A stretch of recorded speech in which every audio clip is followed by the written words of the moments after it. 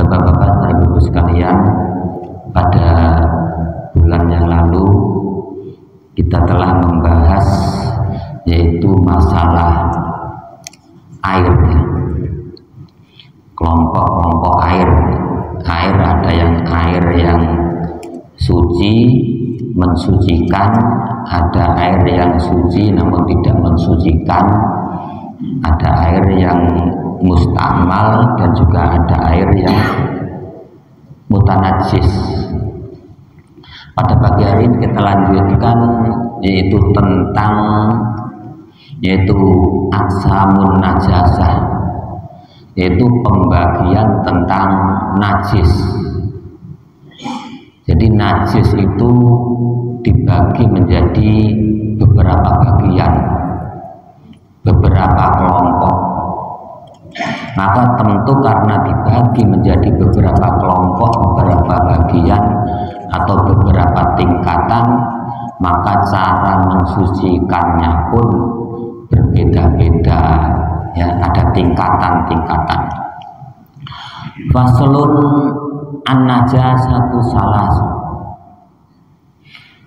Bab ini atau pasal ini menerangkan yaitu tentang pembagian najis. An-najasatu salasun. Najis itu dibagi menjadi tiga kelompok. Jadi ada 3 kelompok najis yang tentunya masing-masing kelompok ini berbeda tingkatannya, ya. Karena berbeda tingkatannya maka cara mensucikannya pun berbeda-beda. Yang pertama yaitu mughalladhatun, yaitu najis mughalladhah. Jadi najis mughalladhah ini tingkatan najis yang paling tinggi. Tingkatan najis yang paling tinggi, sehingga cara mensucikannya pun juga paling sulit, ya. Wa mukhaffafatun, dan najis mukhaffafah. Yang kedua yaitu najis mukhaffafah, najis yang paling ringan. Karena najis ini paling ringan, maka tentu cara mensucikannya pun juga paling mudah atau paling gampang. Kemudian kelompok berikutnya wa mutawassitotun, dan najis mutawassithah. Najis mutawassithah ini najis yang golongan najis yang sedang atau yang tengah-tengah. Maka karena kelompok ini adalah kelompok yang sedang atau yang tengah-tengah, maka cara mensucikannya pun juga tidak terlalu sulit dan tidak terlalu mudah. Apa saja al-mughalladhatu yang disebut najis mughalladhah, ya, najis yang paling tinggi, yang paling tingkatan yang paling tinggi, yaitu najasatul kalbi, yaitu najisnya anjing, ya. Kalau di sini najisnya RW sebutannya RW, bukan RW rukun warga tapi RW, nggak tahu singkatan apa, tapi sebutannya RW. Najisnya anjing, najasatul kalbi, ya, bukan najasatul qalbi, tapi najasatul kalbi, najisnya anjing. Kalau najasatul qalbi nanti najisnya hati, ini najasatul kalbi, najisnya anjing. Wal khinziri, dan najisnya babi atau B2. Kalau di kampung-kampung disebut celeng, najisnya celeng atau babi B2. Wa far'i ahadihima, dan cabang-cabang dari keduanya, ya. Ini termasuk air liurnya, ya, darahnya, tulangnya, bahkan bulunya pun, ya, kalau basah ini hukumnya juga najis mughalladhah, ya. darah anjing, darah babi, atau air liurnya, bahkan bulunya, ya, kalau basah misalnya kita bersentuhan dengan anjing atau babi dalam keadaan basah, ini hukumnya najis mughal ladhah. Bahkan disebutkan juga wama yatawalladu bihima, dan barang-barang atau dan hewan-hewan yang lahir dari keduanya, ini termasuk najisnya mughal ladhah. Contohnya apa? Contohnya Bapak Ibu, ada hewan kambing jantan misalnya. Kambing ini iseng mengawini anjing atau babi. Kemudian babi betina ini hamil, ya, bunting, mengeluarkan anak tapi berupa kambing. Dan ini hukumnya kambing ini juga termasuk najis mughal ladhah. Wa ma yatawalladu bihima, dan barang yang keluar atau yang lahir dari keduanya, ya, bentuknya kambing, tapi karena kambing ini keluar dari babi atau anjing tadi, maka hukumnya sama seperti hukumnya ibunya, ya. Ini karena gara-gara kambing jantan iseng ngawini anjing betina tadi. Contoh. Kemudian wal mukhafafatu, dan najis yang paling ringan, najis yang ringan, yaitu baulus sobi alladzi lam yat'am ghairal labanin, yaitu najisnya, yaitu kencingnya bayi yang belum makan kecuali minum susu. Ini ya, bayi yang belum makan sesuatu, hanya minum susu saja, susunya ibunya, ya. Ini. Tapi kalau bayi kok kemudian sudah makan bubur instan, kemudian makan roti atau biskuit, ini beda, ya. Najisnya, kencingnya bukan najis mukhafafah, bukan najis mukhafafah lagi, tapi sama dengan najis orang tua. Ini hanya bayi yang belum makan kecuali hanya minum susu. Walam yablughil haulaini, dan bayi tersebut belum mencapai umur 2 tahun. Jadi 2 tahun ke bawah, ya. Bayi yang umur 2 tahun ke bawah sebelum makan apa-apa kecuali hanya minum susu, ya. Ini hukumnya najisnya adalah najis mukhafafah, yaitu najis yang paling rendah.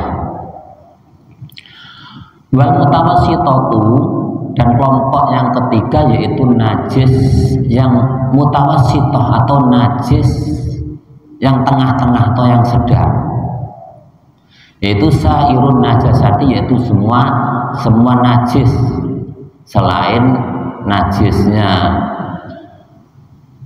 anjing dan babi tadi, dan selain najisnya atau kencingnya bayi tadi, yaitu dihukumi najis mutawassithah, najis yang sedang. Lah sekarang bagaimana? Nah, karena itu tadi ada kelompok-kelompok tingkatan najis tadi, ada yang najis yang tingkat tinggi, tingkat rendah, dan tingkat sedang.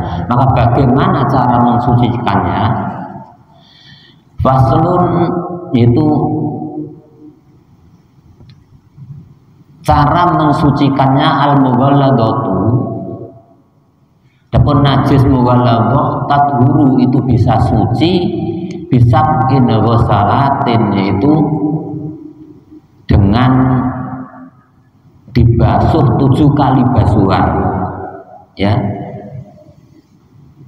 7 kali basuhan ba'da izalati ainiha, setelah menghilangkan apa ainih, yaitu apa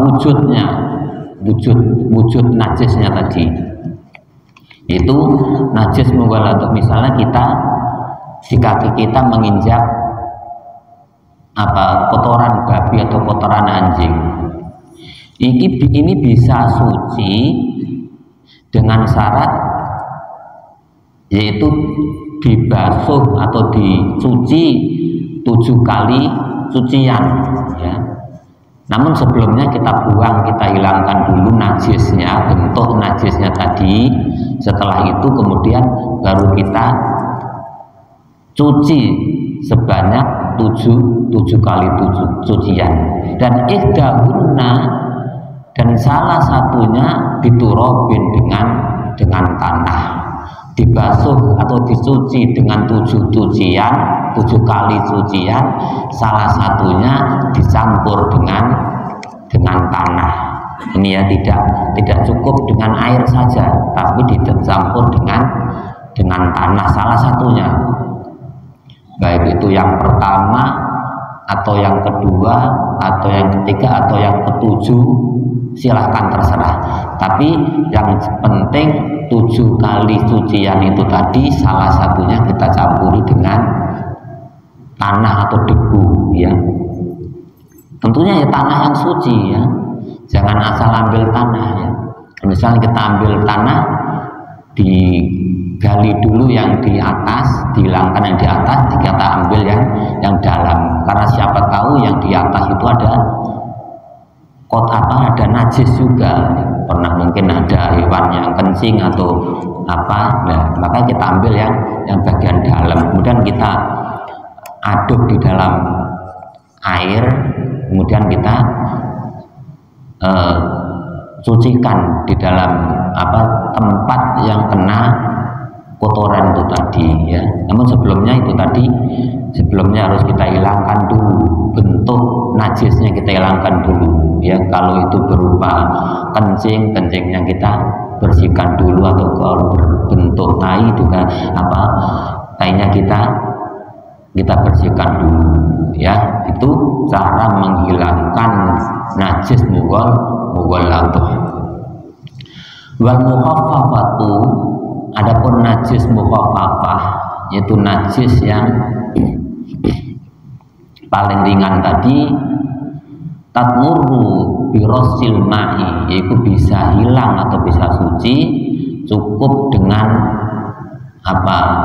menyiramkan air ya. Kalau air kencingnya bayi yang belum umur 2 tahun tadi, yang belum makan makanan selain makanan minuman susu tadi, ini cukup kita siramkan air, kita cucuri air ya, ma'al ghalabati wa izalati ainiha, dan kita tuangkan air ya dari ketinggian ya, kita kasih miring lah istilahnya, biar air itu, asal air itu bisa mengalir ya. Jangan dalam keadaan datar begini kemudian kita siram air ya, sama saja, airnya harus bisa mengalir. Nah ini perlu ya, terutama marbot ini harus tahu ini, karena ini menanggung keabsahannya sholatnya jamaah, ini harus belajar ini ya. Kalau ada kotoran atau najis itu harus ya kita bersihkan betul-betul. Tidak cukup dilap atau disiram air 1 ember, tapi harus kita benar-benar kita bersihkan dengan air yang mengalir. Ini najis mukhaffafah atau yang najis yang ringan. Wal mutawassithatu, dan najis mutawassithah, najis yang sedang. Najis yang kedua, najis yang sedang, tangqasimu ilal qismaini, yaitu dibagi menjadi dua bagian. najis mutawasitoh atau najis yang tengah-tengah tadi, yaitu dibagi menjadi dua bagian. Ainiyatun yaitu najis ainiyah, wa hukmiyatun dan najis hukmiyah. Apa najis ainiyah itu? Alainiyatu allati laha launun warihun wa ta'mun, ya. Najis ainiyah itu najis yang terlihat terlihat warnanya dan terlihat baunya, tercium baunya dan rasanya. Jadi najis ainiyah itu najis yang kelihatan, ya, yang kelihatan dan juga yang ada baunya. Maka kalau kita misalnya habis kena najis, kita cuci, ya, ainiyahnya bentuknya sudah hilang, tapi kok masih ada baunya, berarti ini belum suci, harus kita hilangkan baunya. Bagaimana cara menghilangkan baunya? Mungkin dengan sabun, dengan digosok-gosok pakai alat-alat yang bisa menghilangkan itu tadi, ya, supaya baunya itu hilang. Wa ta'mun dan rasanya. Tangan kita kok kena kencing misalnya, udah kita cuci tapi kok masih ada baunya, atau udah tidak ada baunya tapi kita jilat kok masih ada rasa asin-asin. Nah, ini berarti masih belum suci, ya. Harus kita hilangkan supaya rasa itu hilang. Walabutan min jalati launiha warihiha wa ta'miha, dan wajib untuk menghilangkan warnanya atau baunya ataupun rasanya. Wal hukmiyatu, adapun najis hukmiyah, najis yang secara hukmiyah atau secara hukum, alati lalau nawala riha. Najis ainiyah itu najis yang tidak ada warnanya, tidak kelihatan warnanya, tidak ada baunya, wala ta'man laha, dan tidak ada rasanya. Ini najis hukmiyah. Nah, bagaimana cara mensucikannya? Yaktika jazul ma'i 'alaiha, yaitu cukup dengan menyiramkan air, ya, kepada yang terkena najis tersebut. Ini itu najis yang berupa najis ainiyah, najis hukmiyah, najis yang secara hukum, ya, tidak kelihatan warnanya, kemudian tidak kelihatan ada baunya dan tidak ada rasanya. Ini maka cara menghilangkannya cukup kita kusuri dengan air tadi, kita siram dengan air itu tadi. Nah, inilah kelompok-kelompok najis, yaitu dari tingkatan yang paling tinggi, tingkatan yang rendah, kemudian tingkatan yang sedang, ya. Dan cara menghilangkannya seperti itu, ya. Ini cara menghilangkan atau mensucikan najis tersebut. Maka mudah-mudahan dengan demikian kita bisa memahami sedikit, yaitu tentang masalah-masalah najis, cara menghilangkannya, karena ini berkaitan dengan sholat kita, ya.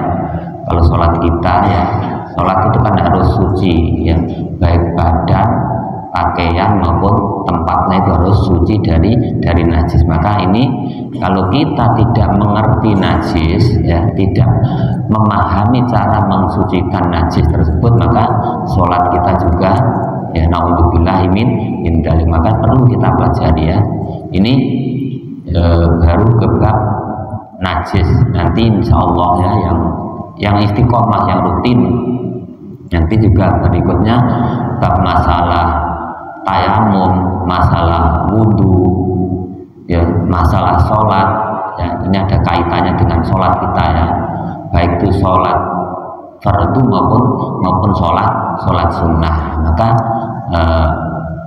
insya Allah kita nanti istiqomah dalam mengikuti ini, walaupun hanya beberapa menit ya.